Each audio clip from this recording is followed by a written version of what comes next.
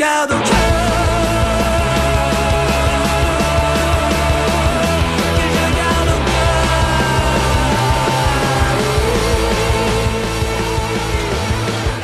Radio Libertaire, la voix de la Fédération anarchiste, sans Dieu, sans maître, sans publicité. À Racaille, la numéro 81. On est parti pour la 100e. Il n'a toujours pas vérifié. Non. Avec Maïté à la régie. Bonjour Maïté, merci d'être présente. Jean. Salut à tous. Et Robert, qui vous dit aussi un grand salut et vous souhaite une bonne écoute de cette émission magistralement enrichie par les textes et la voix charmeuse qui nous berce de notre camarade Jean. Dit aussi Raymond La Science, qui va vous abreuver de ses connaissances. Voilà. Bon, Maïté, tu peux envoyer la zik.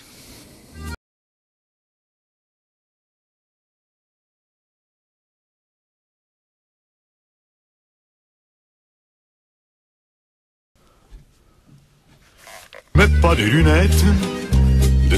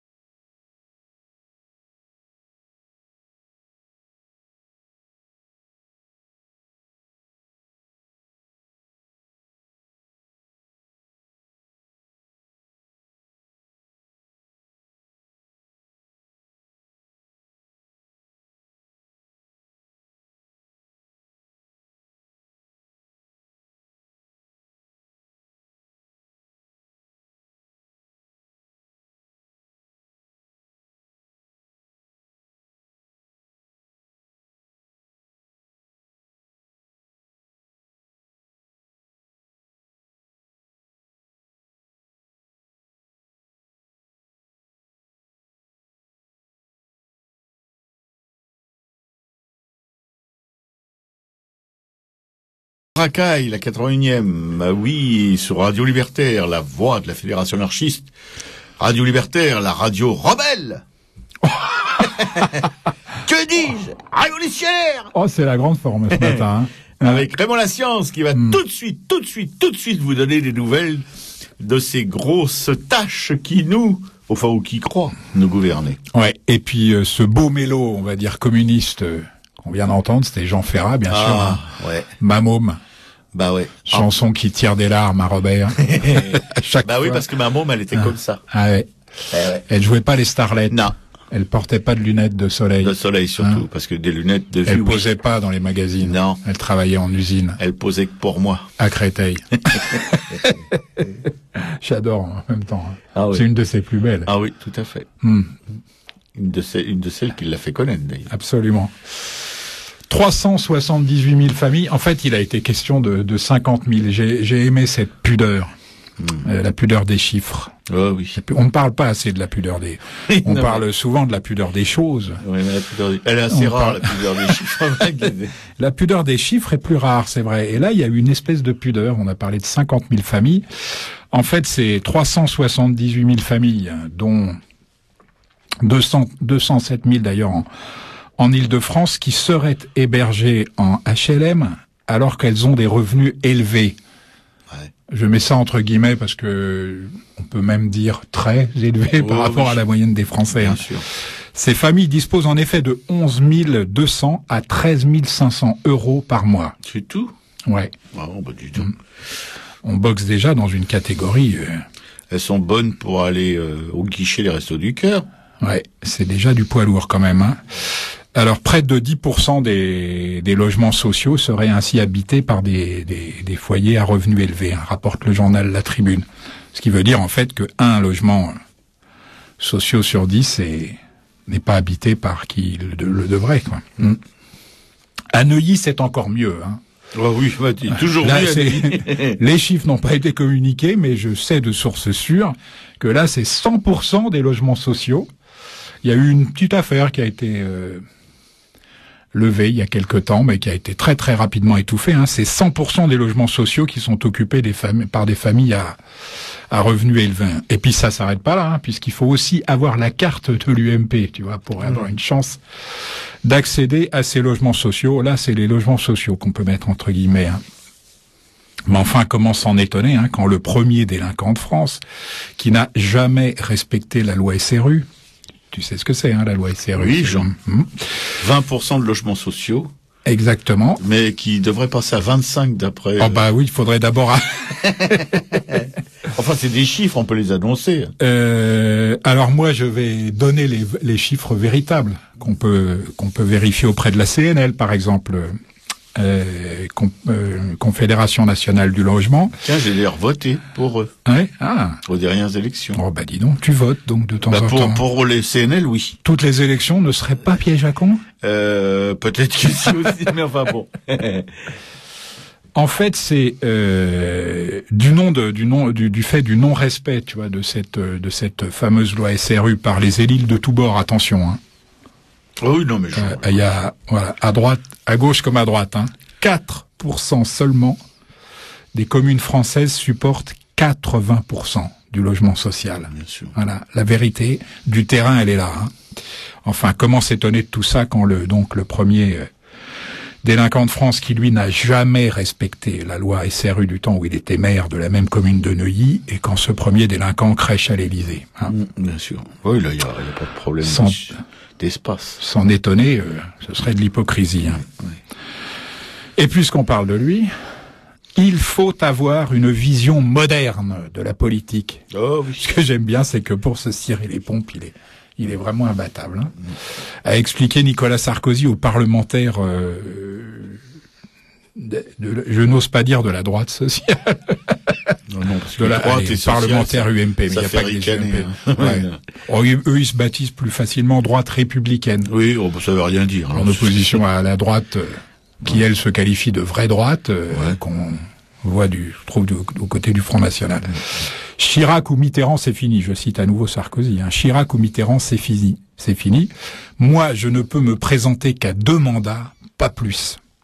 A-t-il ajouté, en faisant évidemment allusion à la modification constitutionnelle qu'il avait fait voter en 2008, qui interdit, mais enfin ça, je pense que maintenant c'est un peu rentré dans la culture commune, qui interdit en fait à un président en exercice de se présenter pour un 3e mandat. Mais enfin, on sait que la Constitution ne demande qu'à être violée. Oh oui. Enfin bon. Quand je partirai, a-t-il lancé pour conclure, ce sera la Dolce Vita. Non mais sérieux, je le cite. Je cite ses propos. Quand je partirai, ce sera la Dolce Vita. Là, celle-là, elle sera bien méritée, tu vois. Ouais. La Dolce Vita, parce que après les cauchemars à répétition du Fouquet's, du yacht de Bolloré, tu vois, de Kennebunkport, tu te rappelles de ça, cette maison aux États-Unis là, de Disneyland et de tout ce qu'il a dû traverser, sans que ses administrés ne soupçonnent ses souffrances. Quant au 2e mandat, c'est vrai que ce serait dommage quand même qu'avec un bilan aussi calamiteux, les Français n'en reprennent pas pour 5 ans. Oui, bien sûr, ils le méritent. Ouais. Il le mérite. Le frère cadet, là on est plus du côté de l'anecdote, le frère cadet de la fratrie Fillon, Dominique, se produit régulièrement au Japon, où il est très apprécié pour ce qu'il est, un excellent pianiste. Alors c'est les parents qui doivent être fiers, parce que avec un fils cadet qui joue du piano et un fils aîné qui joue du pipeau, c'est quand même très beau, cette famille de musicaux. Ouais. Service jingle, service aidé à tous les étages de la Maison France. Le rapporteur général du Conseil d'État a demandé que soit déclaré inéligible le président de la région Île-de-France au piteux motif. C'est pitoyable, hein, qu'une campagne d'affichage destinée plusieurs mois auparavant à promouvoir sa politique de transport ne pouvait être regardée comme neutre dans le contexte de l'élection. Alors, nul doute que le cas Huchon sera réglé avant le cas Racci, tu vois.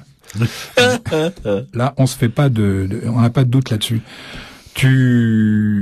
C'est hallucinant, là. Parce que là, on n'en parle pratiquement pas de cette histoire, mais c'est incroyable que le rapporteur général du Conseil d'État, pour l'instant, il conseille, en fait, que soit, si tu veux, que l'élection de Jean-Paul Huchon, ça date de mars dernier, soit déclarée invalide, et que lui-même soit déclaré inéligible, tu vois, parce que ils se sont pris une volée, mais alors c'était, je crois, c'était entre 65 et 70% pour Huchon, pour le camarade Huchon, hein, et évidemment les miettes restantes pour la droite. Et alors cette campagne d'affichage, alors que l'élection date de mars, la campagne d'affichage, elle date du mois de septembre. Ouais. Tu te rends compte? Non, mais c'est hallucinant. C'est n'importe quoi. Là, c'est vraiment la main mise, tu vois, sur tout. Alors que le Conseil d'État, normalement, c'est un organisme qui devrait être totalement indépendant. Ah, mais complètement. De toutes ces choses. Là, il y a une main mise, mais alors c'est vraiment, bon, ça, c'est vraiment du fascisme. Même si c'est du fascisme en gants blancs, c'est du fascisme. Nicolas Sarkozy est arrivé samedi en Inde pour une visite de 4 jours. Son épouse Carla, Bruni Sarkozy, ainsi que 7 ministres, dont celui de la Défense, Alain Juppé, et celle de l'économie, Christine Lagarde. C'est un peu dans les premiers numéros du gouvernement, ainsi qu'une délégation de près de 70 chefs d'entreprise qui l'accompagnaient. C'est hallucinant, ce que ça doit coûter, ça. Oui, en plus de la maintenance de Sarko One. Oui, donc, mais enfin, ceci dit, à 20 000 € l'heure de vol, autant emmener 70 chefs d'entreprise. Bien sûr, tout à fait. Alors, prions Brahma, pour que le VRP Cruchot, c'est comme ça que je vais l'appeler maintenant, Cruchot, parce qu'il me fait vraiment penser à Louis le Funeste. Tu vois? Non? Tu connais l'acteur Louis le Funeste? Oh oui, je connais. Bien sûr. Qui a une réputation un peu usurpée de comique. Donc voilà, le VRP Cruchot. VRP, tu sais ce que ça veut dire? Si. Non, pas vraiment. Non. C'est le commerce. Je te le dis avec mon accent anglais, qui te plaît tant. Celui de Maurice Chevalier. Celui de Ménilmontant. Ménilmontant. VRP, c'est Very Ridiculous President. Ah là, t'as fait fort, là. Voilà. Alors prions Brahma pour que le VRP Cruchot et sa dinde nous ramènent de beaux contrats pour les copains du premier cercle. Et justement, Louis le Funeste, dont je vous parlais, n'a pas pu se tenir. Il a annoncé devant des Indiens médusés, il faut le dire, j'ai vu les images, ils sont restés pantois. Correct, mais pantois. C'est peut-être une erreur de traduction. Ça, c'est possible. En tout cas, il a annoncé devant des Indiens médusés donc que les sociétés françaises du secteur militaire avaient conclu ou étaient sur le point de conclure. Il faut toujours, mais ça c'est toujours, t'as un petit astérix, tu vois, et puis en bas encore 4. Oui. Étaient sur le point de conclure, encore 4, des contrats qui devraient, là il y a juste un R, là c'est le R qui est encore 4, se monter à 15 milliards d'euros. Oui, sûr. Alors comme d'habitude en Sarko-Télétonie, tu vois, on confond argent comptant et promesse de don. Le président de ADS lui-même, tu vois ce que c'est EADS, c'est dans le secteur de la défense, c'est le premier d'Europe et sans doute le second au monde. Dans la foulée de Boeing, je pense. Donc le président de ADS lui-même, Louis Gallois, a été obligé d'admettre dans la foulée que les chiffres étaient faux. Ouais, ça marque bien. Car il ne s'agit pas de vente, mais de location. C'est-à-dire ce ne sont pas des promesses de vente, mais des intentions de location. Voilà. Autrement dit, ça va finir en autre boudin. Et puis pire, ces déclarations prématurées pourraient compromettre en fait la négociation finale parce que c'est pas tout à fait dans la culture indienne des Indiens. Oui. Voilà.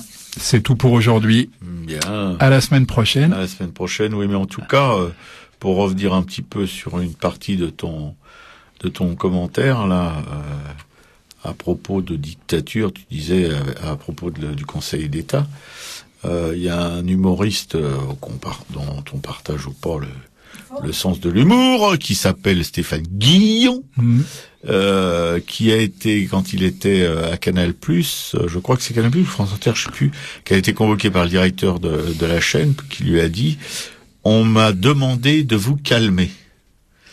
Oui, mais c'est France Inter, ça. Ouais, c'est le France Inter. On m'a demandé de vous calmer, t'imagines, et la réaction de ce mec était que ça lui avait glacé le dos, tu vois. T'entends, parce que dire, ça veut dire quoi? Ça veut dire ou que je me taise, que je me modère, ou alors qu'autrement on allait m'effacer, ou quelque chose comme ça, parce que ça peut dire ça aussi.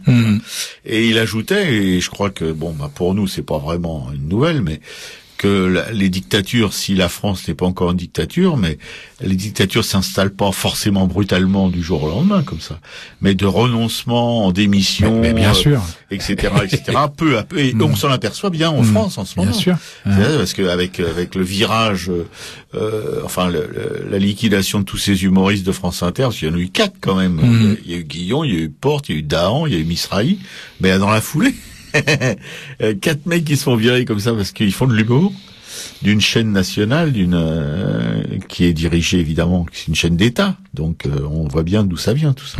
Ouais. Voilà. Donc le Conseil d'État, oui, mais il n'y a pas que le Conseil d'État. Non, c'est sûr. Il faudrait rien lâcher. Il faudrait rien lâcher. Voilà. Et notre boulot ici, à travers la chronique de Raymond Lascience, c'est justement de rien lâcher. Ouais. Et puis on va peut-être en modifier un peu le format là, dès la semaine prochaine. Hein. Mais enfin, on verra. J'essaye de convaincre mon camarluche à ma droite.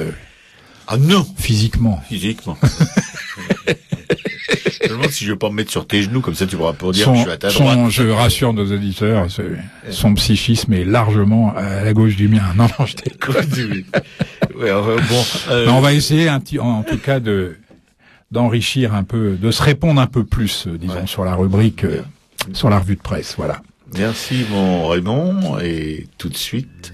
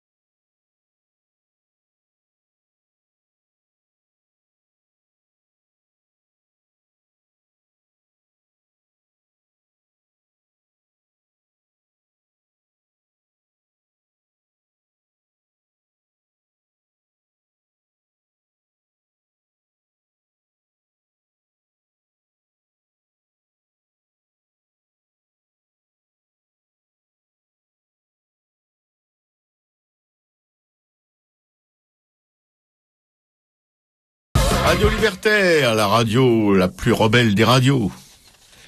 Arakaï, la 81e, la plus rebelle des émissions. Sans Dieu, sans maître, sans publicité, et Arakaï, et Radio Libertaire.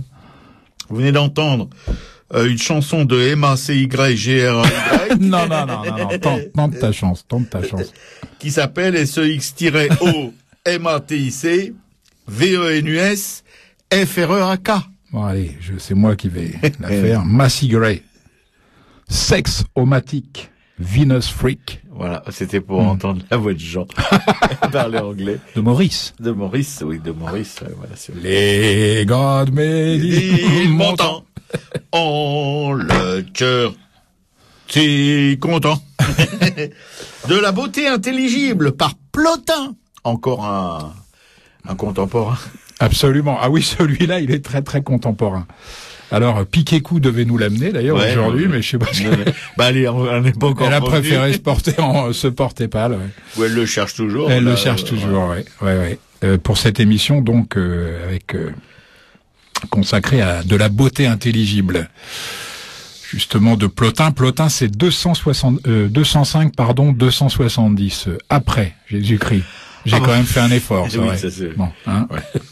Nous l'avions déjà cité en fait en mai 2009, ce fondateur de l'école néoplatonicienne de Rome, pour lequel la théorie du beau ne peut être considérée que du seul point de vue esthétique. Pour lui, ce que nous sentons en fait comme beau dans un visage, un corps, un objet ou un paysage, et même précisément ce que nous ne voyons pas. Il est beaucoup question d'âme chez Plotin, mais bon, chacun de vous donnera surtout sur cette radio le sens et la valeur qui lui conviendront. Oui, c'est bien de marquer cette espèce de prudence. Ceci dit, c'est très difficile de remplacer le mot âme. Bien sûr. Tout à fait. Surtout, mais quand même, on arrive à la peser. Bon, il faut savoir aussi que les femmes n'en ont pas une depuis très très longtemps dans ce pays. Alors, c'est des amis. Bon, Jean, là tu joues dangereux là. Enfin, non, je dis au niveau du point de vue des autorités. Ah bon, d'accord. Bon, c'est bien de le préciser quand même. Attends. Oui, bon. De quand ça date le droit de vote pour les femmes? 1945. L'âme, à mon avis, ça doit pas être beaucoup plus vieux. Ouais, c'est vrai. D'où vient la beauté de tant de femmes comparables à Vénus? D'où vient la beauté de Vénus elle-même? Ne vient-elle point partout de la forme qui du principe créateur passe dans la créature, comme dans l'art la beauté passe de l'artiste dans l'œuvre? Faut-il admettre que les créatures et la raison unies à la matière sont belles, tandis que la raison qui ne se trouve pas unie à la matière, qui réside dans le créateur, qui est première et immatérielle, ne serait pas la beauté, et aurait besoin pour le devenir de se trouver unie à la matière? Oui. Mais si la masse, en tant que masse, était belle, il s'en suivrait que la raison créatrice ne serait pas belle, parce qu'elle ne serait pas masse. Oui, non, mais c'est tout... Boum, la masse, là, tu viens de te la prendre sur la nuque. Non, jusqu'ici, je suis... Lâché du 2e étage. Non, ça va. Bon. Si la forme, qu'elle se trouve dans un objet grand ou dans un objet petit, touche et émeut également l'âme de celui qui la considère, évidemment, la beauté ne dépend pas de la grandeur de la masse. En voici encore une preuve. Tant que la forme de l'objet reste extérieure à l'âme et que nous ne l'apercevons pas, elle nous laisse insensibles. Mais dès qu'elle pénètre dans l'âme, elle nous émeut. Or, il n'y a que la forme qui puisse pénétrer dans l'âme par les yeux, car de grands objets ne sauraient entrer dans un espace par un espace aussi étroit. À cet effet, la grandeur de l'objet se contracte, parce que ce qui est grand, ce n'est pas la masse, c'est la forme. Ensuite, il faut que la cause de la beauté soit ou laide, ou belle, ou indifférente. Laide, elle ne saurait produire son contraire. Indifférente, elle n'aurait pas plus de raison pour produire le beau que le laid. Donc la nature qui produit tant de beaux objets doit posséder elle-même une beauté fort supérieure. Mais comme nous n'avons pas l'habitude de voir l'intérieur des choses, que nous ne le connaissons pas, nous nous attachons à leur extérieur ignorant que c'est au-dedans d'elle que se cache ce qui nous émeut.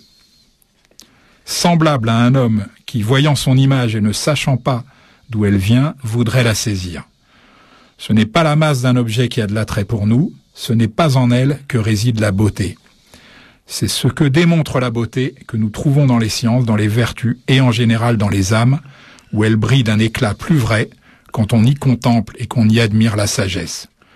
Nous ne considérons pas alors le visage qui peut être laid, nous laissons de côté la forme du corps pour ne nous attacher qu'à la beauté intérieure. Si, dans l'émotion que doit se causer ce spectacle, tu ne proclames pas qu'il est beau, et si, plongeant ton regard en toi-même, tu n'éprouves pas alors le charme qu'a la beauté, c'est en vain que dans une pareille disposition, tu chercherais la beauté intelligible. Car tu ne le chercherais qu'avec ce qui est impur et laid. Voilà pourquoi les discours que nous tenons ici ne s'adressent pas à tous les hommes. Mais si tu as reconnu en toi la beauté, élève-toi à la réminiscence de la beauté intelligible. Voilà, il y a de belles choses là-dedans, c'est pas forcément évident une fois de plus, ces textes. Moi, ça m'a semblé quand même assez... Ça t'a semblé, oui. Sauf que, bon, pour les camarades que l'âme laisse un petit peu dubitatif, on peut aisément remplacer âme par esprit, je crois. Bon, ouais, moi, je suis particulièrement touché par cet aspect-là du texte, mais comme nous n'avons pas l'habitude de voir l'intérieur des choses, que nous ne le connaissons pas, nous nous attachons à l'extérieur, ignorant que c'est au-dedans d'elle que se cache ce qui nous émeut. Mais tout à fait, mais il suffit de voir, enfin, en tout cas, la beauté humaine, enfin, la beauté d'une femme. Et si on n'est pas sensible à sa beauté intérieure, je veux dire, on passe vraiment à côté de quelque chose d'exceptionnel, d'incomparable. C'est mignon. Bon. Oui. Tu peux nous parler des Énéades de Plotin absolument. Qui sont disponibles. Donc ce texte, il fait partie des Énéades de Plotin qui sont disponibles aux éditions Belles Lettres pour moins de 7 € le volume. Voilà, pourquoi s'en priver. Vous pouvez les commander à la librairie Publico, donc 145 rue Amelot, 75 011 Paris, métro... Métro Bercanfille du Calvaire ou République. Ah oui, parce que je me suis aperçu qu'il y avait quand même une autre station de métro qui n'était pas très loin, et peut-être même la plus proche. Non, peut-être pas c'est Robert Kampf la plus proche. Mais République aussi, ça le fait. Ça le fait, c'est vrai. Téléphone de la librairie 01 48 05 34 08 et leur site internet après les W, librairie-publico.com. Merci beaucoup, Jean. Mais franchement, je crois que vous pourrez retrouver le texte de Jean sur le blog, dont Jean vous rappellera l'adresse ultérieurement. C'est intéressant de s'y replonger, parce que si on n'a pas tout saisi par la parole, par la lecture, c'est peut-être des fois plus... Pour des textes quand même un peu difficiles, c'est des fois nécessaire. Tout à fait.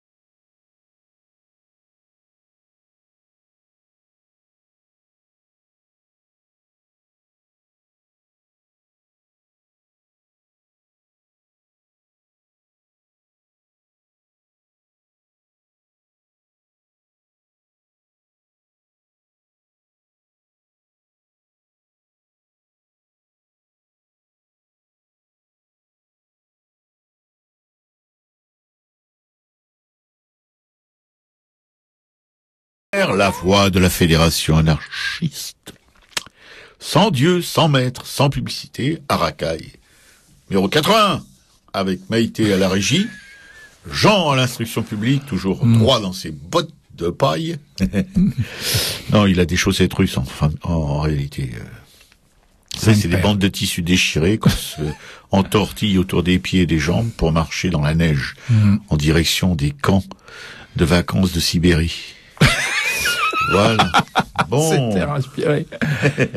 Il a vécu aussi le goulag. Ouais. Robert, c'est... Ouais, je vis le goulag tous les jours d'ailleurs. Je compatis. Je suis en empathie avec le monde entier. Bien, Jean va nous parler maintenant de l'abstraction lyrique. Absolument. Un mouvement qui nous a étonnés dans les années 50. Ouais, et qui, je sais pas pourquoi, dont je me dis qu'il aurait plu à Plotin. Ah ouais. Ouais. Tu vois, c'est comme ça. Bien. J'ai des associations des fois qui n'appartiennent qu'à moi. Oui, c'est bien. Comme ça. On aime bien tes associations qui n'appartiennent qu'à toi. La ziquette, c'était Alexis HK. Ce que t'es belle. Absolument. Quand j'ai lu. Ce que t'es belle à regarder, tes bâtons sur tes chaussures et tes bigoudis d'allure. L'abstraction lyrique, c'est vers 1947 que ça démarre. En fait, elle fut employée pour l'expression. Elle fut employée pour la première fois par Jean-José Marchand et le peintre Georges Mathieu, dont on a déjà parlé ici. Encore un amour de jeunesse. Ouais, mais Mathieu, qui est, contrairement à ce que beaucoup d'imbéciles heureux pourraient penser, est un des peintres les plus cotés du monde. Ah, encore aujourd'hui? Ah oui, tout à fait. Ah oui? Sûr. Ouais. Pas en France. Faut dire qu'il a le bon goût. Il a eu le bon goût d'arrêter de produire. Il est toujours vivant. Oui, il est toujours aux vivant. dernières nouvelles. Il doit avoir combien? 200 ans. Ah bon, bah écoute, je ne savais pas. Ouais, moi j'ai lu ce chose il y a 1 an ou 2, quoi. Je disais sur les cotes des peintres français. Si on pense toujours que les peintres français sont complètement has-been. Mais non, Mathieu est encore un des mieux cotés au monde. Ah d'accord. Bon, ça c'était lors de l'exposition l'imaginaire qui avait été organisée justement donc en 1947 à Paris. J'ai oublié le nom de la galerie par contre. Je ne me regarde pas comme ça. Ça ne me revient pas. Je ne suis pas un puits de science comme toi. Bon, c'est pas très grave. L'abstraction lyrique, en fait, se réfère à deux mouvements liés, mais distincts de la peinture moderne d'après-guerre, l'européenne et l'américaine. On a d'ailleurs déjà vu l'américaine ici. Après la Seconde Guerre mondiale, en fait, la France cherche à reconstruire son identité. On peut dire qu'elle a été dévastée par l'occupation allemande et la collaboration. Oui. Je dirais même encore plus par la collaboration que l'occupation allemande. Traumatisée, là, on peut le dire vraiment comme ça, les artistes récusent leur participation aux préoccupations quotidiennes du monde, tu vois. Ils veulent trouver une vérité en eux-mêmes ou dans la peinture, ce qui est un petit peu la même chose, il faut quand même le dire. L'importance des conditions sociales comme déterminante, on va dire, de la production artistique se manifeste par un refus de tout ce qui peut, dans l'art, être compromis par la société. Oui, c'est un petit peu un mythe, enfin bon. C'est peut-être un mythe, mais enfin, je préfère le mythe. Oui. De ces temps héroïques à l'absence totale de mythe où aujourd'hui c'est exactement... De ces temps contemporains. Où c'est un peu exactement l'inverse, si tu veux. Tout à fait. Bah, alors peut-être que tu as raison, qu'on est plus dans l'objectivité aujourd'hui et dans la sincérité. Dans la vérité, oui, bien sûr. Enfin bon. Certains critiques d'art, en fait, installés sur la place, s'emparent du nouveau courant abstrait pour tenter de redorer le blason artistique, justement, de Paris, tu vois, qui avait occupé le rang de capitale. Aujourd'hui, on a tendance un peu à s'en étonner, mais en tout cas, c'était la capitale des arts jusqu'à la guerre, Paris. Tout à fait. Quand je dis capitale, c'est évidemment mondial. Bien sûr. À la sortie de cette dernière, donc de la guerre, on pouvait en effet assister à une lutte entre Paris et la nouvelle école de peinture américaine, donc dont on a déjà parlé ici, basée à New York avec Jackson Pollock, Willem de Kooning et entre autres. L'abstraction lyrique s'oppose et prolonge l'abstraction géométrique de l'entre-deux-guerres, tu vois, qui trouvait ses origines dans l'émigration en Amérique pendant la guerre des surréalistes. Masson, Ernst, Dali, Mata, et dans les théories du Bauhaus aussi. On peut diviser en fait l'abstraction lyrique en plusieurs branches. La première, c'est donc l'expressionnisme abstrait dit action painting, hein, ou peinture gestuelle. C'est la branche la plus féconde. Hein. Elle est presque exclusivement américaine, même si le français Mathieu a connu une gloire qui sidère un peu aujourd'hui. Mais bon, Robert vient de nous dire que ça restait un des peintres les plus cotés du monde. Hein. Bon, donc action painting, c'est vraiment Jackson Pollock, quoi, le représentant le plus visible, on va dire. Hein. Ensuite, la deuxième branche, disons, on va dire que c'est le tachisme, tu vois. Dès 1933, Hans Hartung s'était fait le précurseur de la peinture gestuelle. Hein. Il donnait à la ligne un aspect de sismographie psychique. Hein, oui. Robert opine donc qu'il est d'accord avec cette idée, tout à fait, aussi abstraite soit-elle. Pour la première fois, en fait, le tracé d'une ligne n'était plus enchaîné aux équivalences plastiques du réel ou du conceptuel. Il opine encore. Oui, non, il faut dire que opiner et chopiner, bon, on n'approfondira pas. La troisième, c'est Cobra. Ah oui, hein, ouais. Dont notre camarade Michel Ragon a été le découvreur. Absolument. Ah. Oui. On a des lettres, hein, quand même. Oh. À Racaille. Hein. Ah oui. Et des stimulants, si vous saviez. En Europe, la réunion de Asger, non, je crois que c'est Asger-Jorn, Karel Appel, ou Apple, hein, Alechinsky, même si j'aime moins Alechinsky, moi, et Corneille, entre autres, aboutit à la formation du groupe Cobra, hein, qui est une autre branche, on va dire, de l'abstraction lyrique. La quatrième, c'est Colorfield Painting. Au début des années 50, en fait, des peintres américains donnent un nouveau souffle à l'abstraction. Ils protestaient contre le conservatisme des musées et avaient le sentiment, confirmé par l'histoire de l'art, hein, en tout cas jusqu'à aujourd'hui, d'être les meilleurs peintres de l'après-guerre. Uh-huh. Là aussi, si on consulte les cotes, oui, il s'était pas beaucoup trompé. Ben bon. Combine Painting. Ah, ça je connaissais pas. Moins connu. Oui, Combine. Combinus. Je sais pas. Combines Painting. Ouais. Au pluriel, hein, Combine. Avec Eric Verse. Non, je déconne. Ça, c'est Robert Rauschenberg. Roscad. Tu vois, donc le Rauschenberg. Rauschenberg, Rauschenberg, c'est vraiment le phare de ce mouvement. En fait, il réalise au milieu des années 50 ses premières peintures intégrant des objets trouvés. Et quand tu y repenses, c'est vrai, hein, c'est devenu assez classique, hein, d'intégrer à la peinture des objets ramassés comme ça dans la rue, sur les plages, enfin bon. Il hérite ainsi des collages cubistes et des associations chères au surréalisme. Mais l'intégration à la peinture, c'est ça, hein, c'est Rauschenberg. Et puis il y a aussi Hard Edge Painting, ou arrête dur, avec des peintres comme Frank Stella ou Kenneth Nolan. Ah, Stella, ouais, non, c'est pas non plus ce qui m'aime le plus. Non, je peux pas dire. Ouais. Je préfère les arêtes molles d'un Rothko, par exemple. Oui, tout à fait. C'était l'idée d'une peinture absolument directe, tu vois, mais aussi libre de toute atmosphère et de connotation mystique. C'est à peu près les seules qualités que moi je la reconnaisse.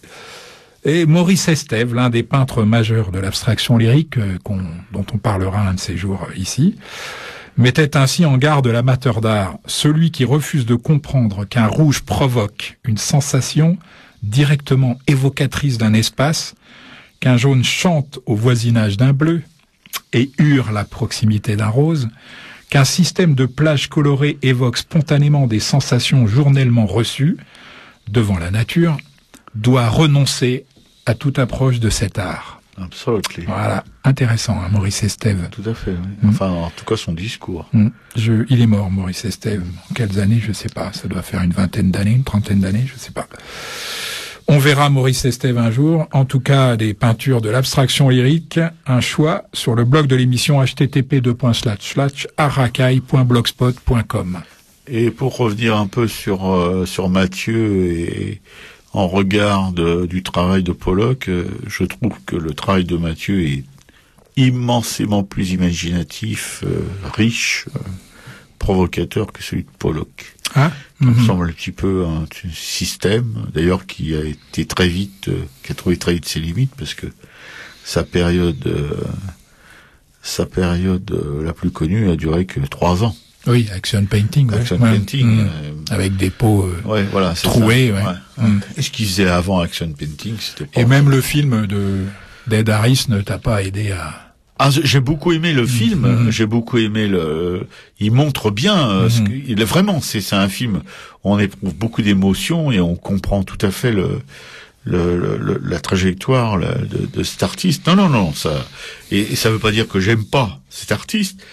Mais si on regarde l'histoire de l'art récente, enfin, je veux dire que quelqu'un comme Mathieu soit aussi oublié, surtout en France, parce que ailleurs il y a beaucoup d'artistes comme ça qui sont oubliés en France ou qui sont méconnus en France, qui sont très connus à l'extérieur. Mais je trouve que Mathieu, même si j'adore pas Mathieu, je trouve que son espèce de comment on pourrait appeler ça, le voir en action, cette espèce de folie, quoi.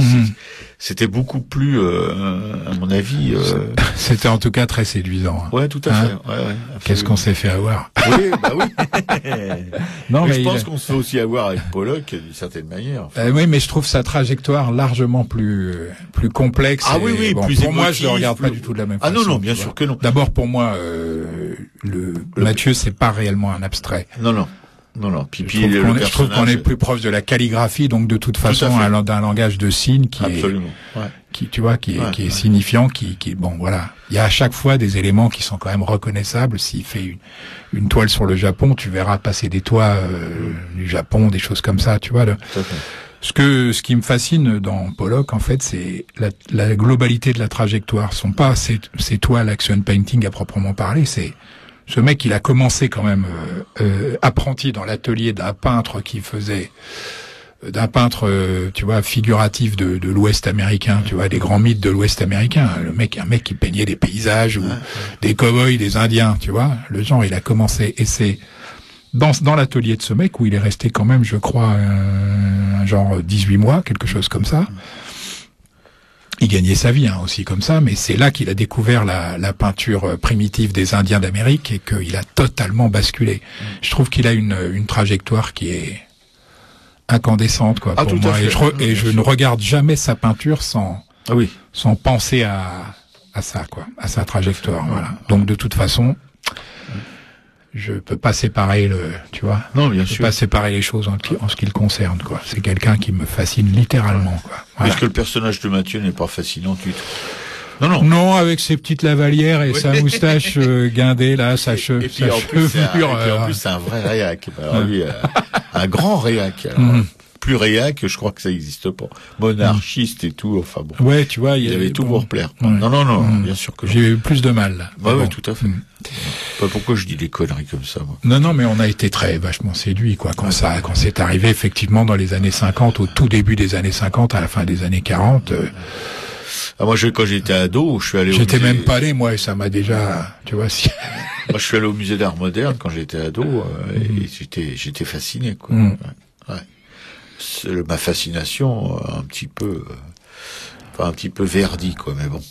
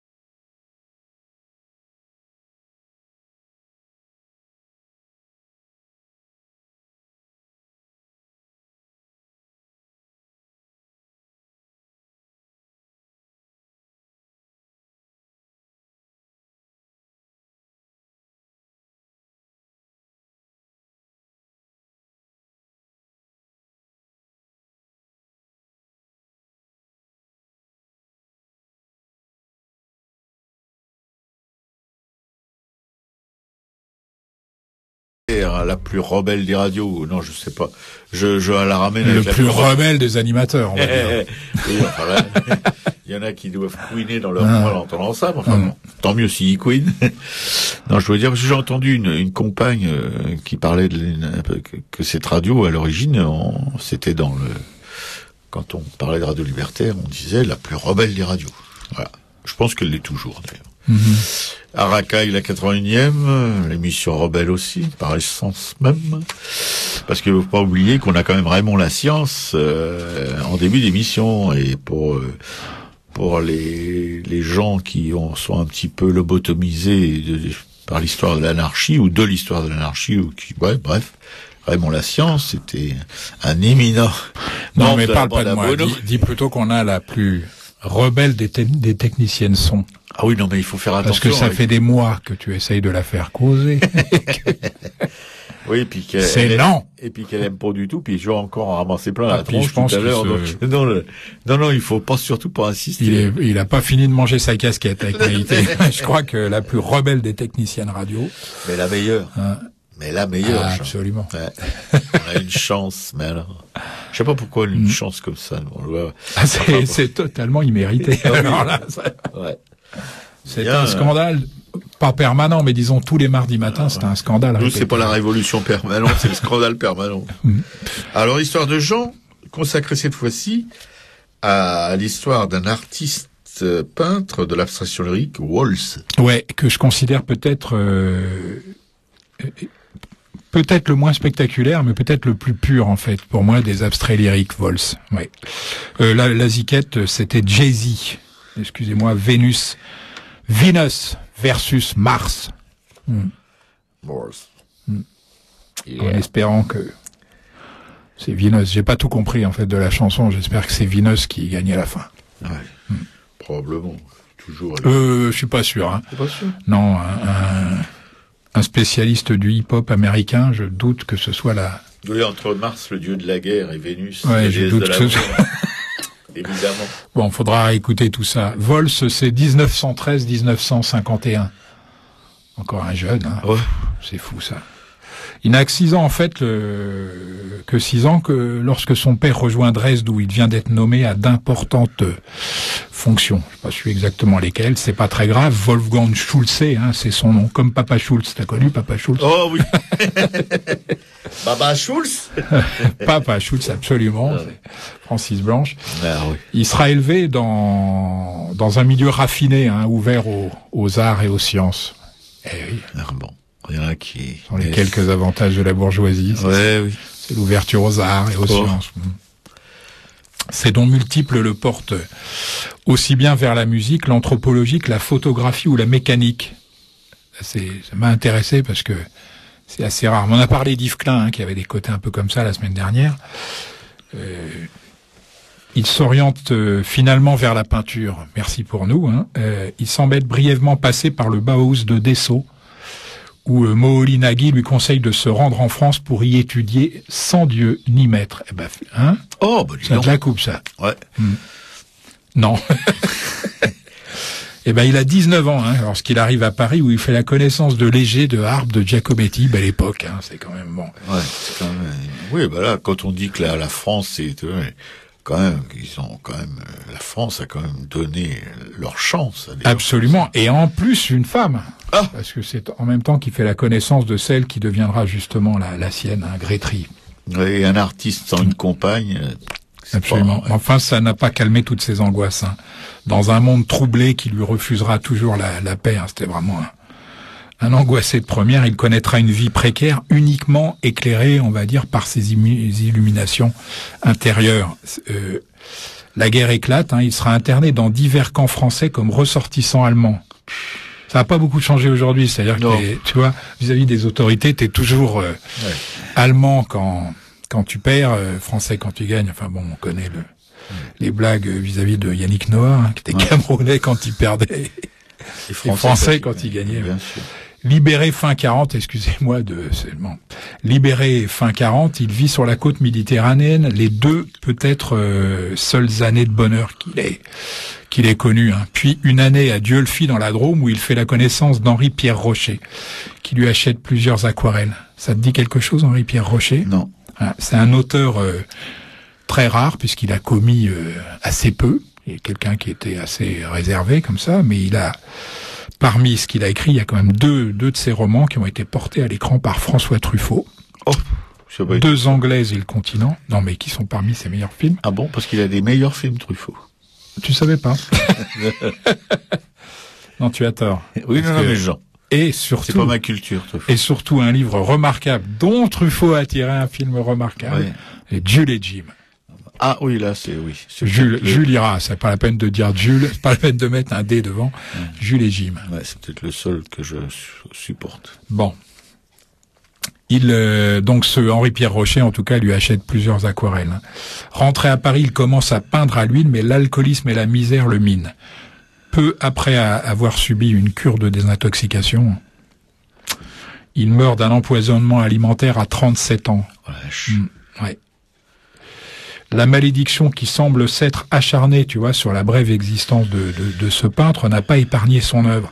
La plus grande partie de ce qu'il a exécuté avant 1939, hein, donc juste avant la Deuxième Guerre, a disparu. On conserve de rares dessins à la plume et quelques aquarelles, tu vois, datées de 1932. C'est surtout à partir de 39-40 donc que sa production nous est connue. Forme grêle en équilibre sur des membres filiformes.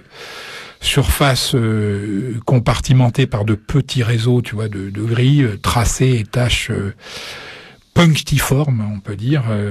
Sans doute peut-on y déceler certaines analogies avec l'art de Klee, mais les compositions de Vols mettent en présence des éléments autrement inquiétants. Il faut dire que Klee, il faisait beaucoup pour ses enfants.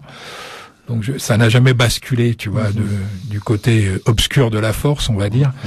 Des éléments autrement inquiétants ou étranges, hein, les grosses mouches velues, poissons rampants, papillons en baudruche en forme de cerveau, matures ou toits découpant des profils humains. Ça fait penser à Bosch. Oui, moi je trouve qu'on n'en est pas très loin, mais bon, tu vois, c'est très bien je suis très content que ce soit toi qui dises ça. Larve myriapode, maison navire.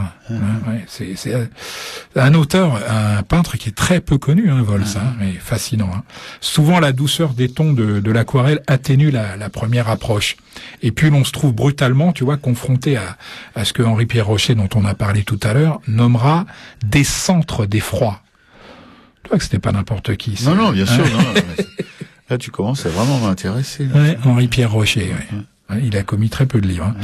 Vols a ainsi produit des milliers de petites scènes, celles qu'il voyait en fermant les yeux, selon ses propres termes, et qui constituaient en quelque sorte son journal.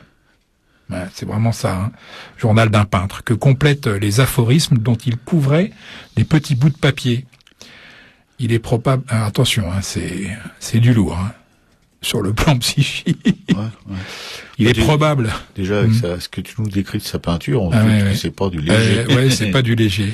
Il est probable que Dieu préfère les mouches aux hommes. La position nulle est la seule véritable position. Ah voilà, je suis d'accord avec lui.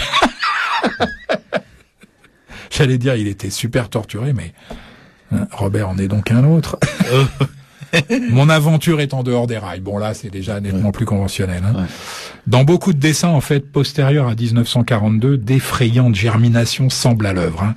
Dilatation de protozoaires, gonflement phalloïde que hérissent des filaments ou que parsèment des pustules. Hein. Sartre pourra ainsi dire qu'il semble appartenir simultanément aux 3 règnes de la nature et peut-être à un 4e ignoré jusqu'ici. Ça, c'est un hommage que je trouve extraordinaire. Voilà, excellent graveur, hein, ça intéresserait notre amie Juliette. Ouais. Planck. Oui, Planck. Oui. Oui. Oh, peut-être Juliette. Parce qu'on a 2 Juliettes dans cette émission. peut-être Juliette aussi Bertrand. Oh oui, mais je pense qu'elle connaît très bien l'œuvre de Vols. Ouais. Et il donnera aussi des illustrations pour des ouvrages de Kafka, tiens donc. Ah, non mais c'est curieux. La métamorphose des cloportes. Alors qu'il a jamais illustré Guy Descartes, par exemple, tu vois. Oui, non, remarque que ça aurait pu être amusant. Moi, je rêve d'associations comme ça, oui. Très improbables, c'est toujours intéressant. Non, pas toujours, mais... D'Artaud, ah tiens, pareil, c'est comme quoi, ou de Sartre. Là, c'est déjà nettement plus raisonnable. L'expressionnisme abstrait aurait toutes les raisons de se réclamer de Vols si ce dernier ne s'était tenu aussi volontairement. Il faut quand même le appuyer là-dessus, en marge du monde artistique et du public. Voilà, Vols, pour ceux qui n'ont... Et j'imagine qu'ils sont quand même assez nombreux. Jamais entendu parler de cet artiste, pour moi, majeur. Peut-être même, je vous dis, le peintre abstrait lyrique le plus pur de l'histoire. L'abstraction lyrique, ça existe toujours. Il y a encore énormément de peintres contemporains qui se réclament de ce... Oh, il y en a beaucoup qui se réclament encore de l'impressionnisme. Oh, t'es dégueulasse. C'est dégueulasse. On fera davantage confiance à ceux qui se réclament de l'abstraction lyrique aujourd'hui, parce que pour ceux qui se réclament de l'impressionnisme, c'est quand même un peu inquiétant. Bon. En tout cas, je mettrai une toile de Vols sur le blog de l'émission http://arracaille.blogspot.com. Mais moi, je comprends pas pourquoi on l'a pas mis dans le camp des surréalistes. Parce que il y a quelque chose de surréaliste dans son travail. Complètement. Parce que Dali, à côté, paraît un piètre peintre surréaliste avec ses montres molles et puis et autres choses à tiroir à côté de... Ah, complètement. Moi, je suis tout à fait d'accord. Mais bon, ceci dit, je te dis... parce que l'abstraction lyrique, je vois pas vraiment... Non, mais attends, quand je te dis, moi, dilatation de protozoaire, gonflement phalloïde, machin, c'est quand même assez subjectif comme lecture. Oui, bien sûr. D'accord. Bon, merci parce que tu me le fais découvrir. Avec Jean, j'ai redécouvert le Caravage. J'ai redécouvert la dernière fois, c'était je sais plus qui. Enfin, quelque chose de très important aussi. Et la Vols. Merci Jean, ça fait 3. Jamais 203. Les 3 sont faits. Bon, attends, je suis tranquille. Le prochain, ce sera Léonard de Vinci, dont Robert ne savait pas qu'il avait fait de la peinture. Non, je déconne. Je plaisante.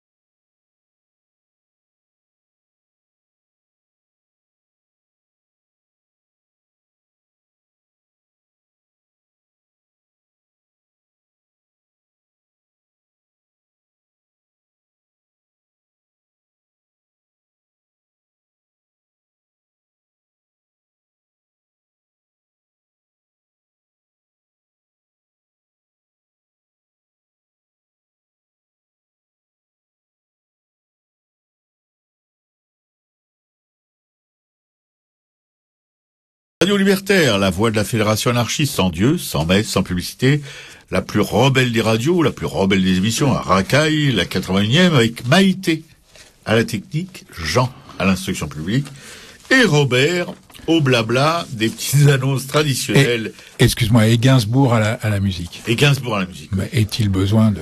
Et tu peux rappeler le titre, peut-être? Préciser que c'était Initial. Voilà. Baby. Initial Baby. Bon, tout de suite, avant les annonces concernant les œuvres de notre chère fédération, une conférence débat à l'Université populaire de Montreuil. Conférence débat sur l'idée de travail en décembre 2010. Alors le samedi 4 décembre, c'est zappé, mais le samedi 11 décembre de 19h à 21h, travail et justice sociale. Une conférence animée par Richard Delombe, secrétaire de l'Union locale CGT de Montreuil. Oui, à Montreuil, on se doute bien que c'est pas la CFTC. Bon, avec la présence de Vicente Romero, de Julio Chuquitaipe, de l'Unipoma, Université populaire Mariategui, et de Michael Parer, qui a officié à Radio Libertaire pendant un certain temps, dans l'émission La Bibliothèque anarchiste, Juan Chica Ventura, de l'Université populaire de Montreuil, qu'on a vu ici. Ah mais oui, bien sûr, un des animateurs de figuration critique. Voilà. Et puis le samedi 18 décembre, de 19h à 21h, sur le travail et la liberté. Y a-t-il une libération par le travail? On se marre. Voilà. Bon. Les animateurs de la Dio-Université sont conviés à y aller, non? Ah oui, bien sûr, oui, pour prendre... l'agent, non, mais danger, au cas où ils auraient envie de savoir ce que c'est qu'une véritable université populaire. Non, je déconne. Oh. Vendredi 10 décembre, à la Bible, bah, ça y est, non, mais là, il y a de quoi lui couper la chic, là. À Publico, à 16h30, forum débat, l'action directe non violente. Très intéressant, l'action directe non violente. Désobéir dans les luttes. Avec Xavier Renou et les désobéissants. Entrée libre à la librairie du Monde Libertaire, 145 rue Amelot, métro République, Oberfanf et Filles du Calvaire. Et du mercredi 1er au mercredi 29 décembre, toujours à la Républico, dans le graphisme militant embellit vos villes. La librairie du Monde Libertaire vous propose de découvrir 100 ans d'autocollants anarchistes. C'est toujours 145 rue Amelot. Voilà pour la librairie Républico. Vous savez que c'est une librairie qui a vraiment besoin de vous, les auditeurs de Radio Libertaire et les autres, évidemment, que les auditeurs de Radio Libertaire peuvent informer que c'est une librairie qui offre de la littérature générale, de la littérature militante, des affiches, des CD, des flyers, des t-shirts, avec des permanents Max et Laurent qui peuvent vous accueillir, vous guider dans vos achats si vous êtes un peu paumé dans cette caverne d'Ali Baba. Donc 145 rue Amelot, j'en vous le rappelle, tous les mardis. Métro Oberkampf, Filles du Calvaire aux Républiques. Radio Libertaire, la radio la plus rebelle des radios, qui a aussi, non, Hélène, elle ne fait pas appel à la charité au sens catholique du terme, mais plutôt à votre participation pour l'aider à vivre, c'est-à-dire à la maintenance de son matériel de diffusion, par une carte de 20 € que vous pouvez trouver à la librairie Publico. Toujours à la même adresse. Et puis le Monde Libertaire, le magazine de la Fédération anarchiste qui paraît toutes les semaines le jeudi, en kiosque, dans quelques kiosques de la capitale. Le jeudi, oui, j'ai réussi à mémoriser la date de parution depuis le temps que je suis abonné. Enfin bon, passons. Tu le reçois avant ou après? Je le reçois en général après. Je le reçois le samedi, en général, et parfois le lundi suivant. Voilà, mais c'est pas de la faute du Monde Libertaire. Faut c'est vraiment la faute avoir le cœur militant. Hein. Ouais, c'est la faute de la distribution. Des fois, j'ai même pas le temps, franchement, de le lire avant de le refourguer à mon camarade Raymond Lascience, qui évidemment, lui, a toute une semaine pour le lire. Bon. De la première à la dernière ligne, bien sûr, vous doutez. Ouais. Le connaissant. Heureusement, il y a des dessins. Oui, heureusement. Puis c'est un studieux, Raymond, c'est pas le genre de personnage à zapper les informations importantes du Monde Libertaire. Le Monde Libertaire, des informations de l'actualité, des informations Fous-toi de ma gueule. générales sur l'Amérique du Sud particulièrement. Et des cartoons vraiment qui vous éclatent, avec des jeunes dessinateurs pleins de talent, concurrents déloyaux de ceux de Charlie Hebdo. Voilà, donc en kiosque ou à la librairie, en kiosque, on répète ça tout le temps, mais c'est bien de le répéter. Vous pouvez faire de la reprise individuelle. Mais à la librairie Publico, non, parce que bon, les permanents après seraient taxés sur leur paye, et ça c'est pas bien. Voilà, je crois que j'ai tout dit. Oh oui. Donc, on vous lâche pour une petite pause musicale, et après Jean vous parlera des expos à ne pas manquer. Oh, je vais les faire tout de suite. Il va les faire tout de suite. Voilà, je vais les faire tout de suite, comme ça tu auras toute la dernière partie. Ah oui, après vous savez, c'est le fameux guide juridique et fiscal de l'artiste. L'auteur préféré de Robert, Véronique Chambaud. Ah voilà. Les expos à ne pas manquer cette semaine, c'est Piet Mondrian, De Stel. Alors ça c'est... Moi j'ai toujours dit de style. Il y en a d'autres qui disaient de Stigl. Mais non, apparemment c'est De Stel, puisque ça c'est une info toute fraîche de Stel, c'est De Stel. De Stel. C'est pas le peintre De Stel. Ah, rien à voir. C'est le mouvement. En fait, on dit De Stal d'ailleurs pour Nicolas. De Stel, ça c'est tout frais puisque l'exposition vient juste de commencer, là, le 1er ou le 2 décembre, et c'est ma Francine, ça, qui est allée à l'expo et à une conférence, et la conférencière disait De Stel. Bravo, donc, Francine. Quand on sait le sérieux de Francine, des conférenciers de Beaubourg, ce Francine, oui, c'est Francine. C'est encore donc autre c'est une chose, nouvelle collaboratrice de Radio Libertaire, alors. Francine, ouais. C'est pas une nouvelle. Hein. À Racaille. Ah non, c'est une ancienne, alors. En supportant que je me pointe ici tous les mardis matins. Oui, c'est une collaboratrice du premier jour. Quelle abnégation, Francine. Bravo. Alors ça, c'est donc au Centre Pompidou, dans le 4e arrondissement de Paris, et c'est valable jusqu'au 21 mars 2011. 100 œuvres réalisées à Paris entre 1912 et 1938 par l'artiste néerlandais, Mondrian, donc, en parallèle avec l'histoire du groupe De Stel, dont il fut l'un des fondateurs. Un des 3 fondateurs. Il y a eu 3 fondateurs de...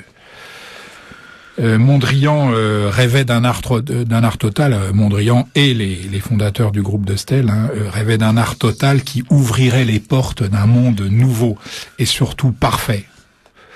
Alors on est dans l'utopie absolue. Ouais. Mais voilà, d'où l'explication des carrés. D'accord. Voilà. Bon. Et puis Hélène Coy. Alors ça, je sais pas si ça se dit comme ça, mais je préfère dire Hélène Coy que Hélène quoi. Ça, c'est Out of Sight.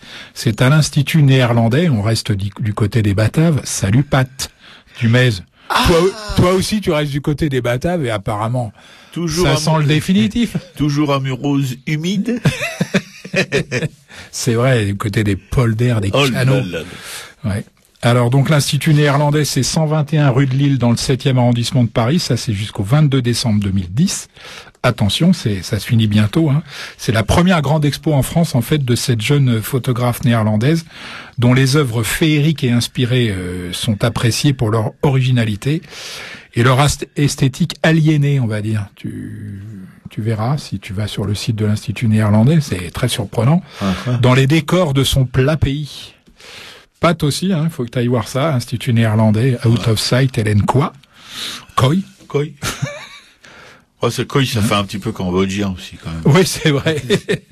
C'est peut-être une artiste néerlandaise d'origine cambodgienne. Voilà. En tout cas, Hélène Coy nous invite à entrer dans son monde qui vacille entre rêve et réalité. Bon. Voilà, jusqu'au 22-12. Nous, on vacille, mais c'est pas pour la même raison. Bon. Et là, on va tout de suite se plonger dans les délices hebdomadaires du guide juridique et fiscal de l'artiste que Jean m'oblige à vous lire, à vous saucissonner chaque semaine. Alors, la semaine dernière, on avait parlé de trouver ses amateurs. On s'était gaussé tant qu'on pouvait. Je pense que c'est ça, Jean, n'est-ce pas? Toi qui suis ça d'une oreille très attentive. Et cette année, d'une fesse distraite, tu aimes bien dire d'habitude. Oui. Et là, on va se pencher sur communiquer avec art. Voilà, c'est Absolument. ça. Jean me dit, bon, parce que là, c'est lui, il est sérieux.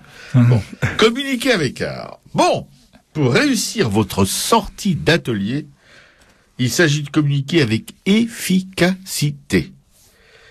Alors, efficacité, bon. I. Oui, il n'est pas question de vous gaspiller. Enfin, moi, je peux pas concevoir une vie d'artiste sans se gaspiller à fond. Enfin bon.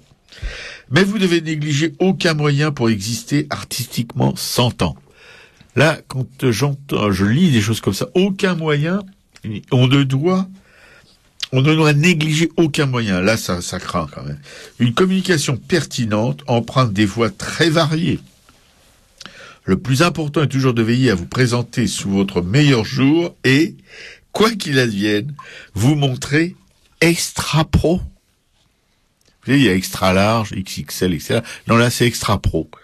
Pour susciter l'envie de l'art autant que de l'artiste. Alors là, franchement, on est où? On ne sait pas. Mais dans un monde totalement inconnu de la plupart des artistes. Enfin bon. Mais là, on est dans la fiction, hein, on n'est pas dans la vraie vie. Hein. Imaginez, vous êtes dans la fiction, dans le rêve. Il faut faire venir Véronique Chambaud. Oui, je pense que là, une confrontation est devenue nécessaire, indispensable pour vraiment mettre les choses au clair. Se faire connaître, voilà, c'est l'obsession de tous les artistes de se faire connaître, c'est bien connu. Dans le monde de l'art, il est bon d'avoir de bonnes fréquentations pour diffuser sa production. Ah bon. Mais l'expérience prouve que ce n'est pas suffisant. Bah voyons. Un cercle de relations est souvent vite saturé et vos amis rassasiés. Enfin, les rapins, ils sont jamais rassasiés des vernissages. Hein. Je vous assure, ils sont toujours là dans les vernissages pour se goinfrer un maximum de petits fours au buffet. Et puis coller aussi d'une manière assez prégnante. Alors, pour commencer de façon professionnelle, vous devez vous faire connaître. Et même si vos moyens sont limités par vos finances, et alors là, c'est vraiment une litote, parce que des rapins dont les finances sont pas limitées, je n'en connais pas. Vous ne devez négliger aucune piste ou initiative. Bon, alors là, c'est signe de piste. Hein, si vous avez fréquenté les mouvements de jeunesse, vous savez de quoi on parle. Tout va dépendre de votre création et de la cible visée. Ouais, alors là, on est dans le militaire. Là. On pense enfin, on va tout faire, quoi. Vous n'allez pas procéder de la même façon si vous êtes spécialisé dans le portrait ou l'abstrait. Alors, spécialisé dans le portrait ou l'abstrait. Ah, franchement, on est là. Si vous peignez des marines ou des figurines au XXIe siècle. Si vous sculptez l'acier, comment on peut Non, mais sculpter... parce que toi, t'es pas spécialisé dans le rebelle. Non, c'est un penchant naturel, je suis pas spécialisé. Ou si vous sculptez l'acier, vous avez intérêt à avoir des burins qui sont costauds. Hein. Ou réaliser des collages en papier. Là, c'est plus soft. Là, ça nécessite moins de moyens. Dans tous les cas, il ne faut pas hésiter à miser sur la proximité, puis à compter sur l'originalité. Oui, enfin... Compter sur l'originalité pour un artiste, si un artiste n'est pas de nature originale, il peut absolument pas compter sur rien du tout.